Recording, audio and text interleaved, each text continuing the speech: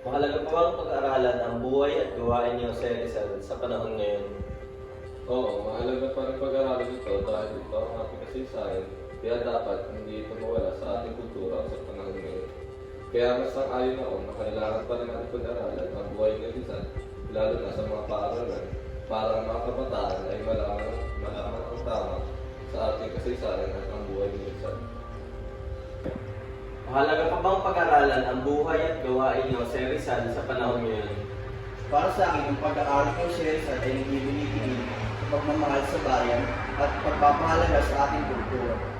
Siya ay isang inspirasyon sa mga kabataan at bagong henerasyon ngayon na nagpapakita ng pagmamahal sa bayan at pag-inis para sa katotohanan. Ang buhay at ang mga gawa ni Rizal ay mahalagang bahagi ng kasaysayan ng Pilipinas at ng pakikibaka tungo sa kasarinlan.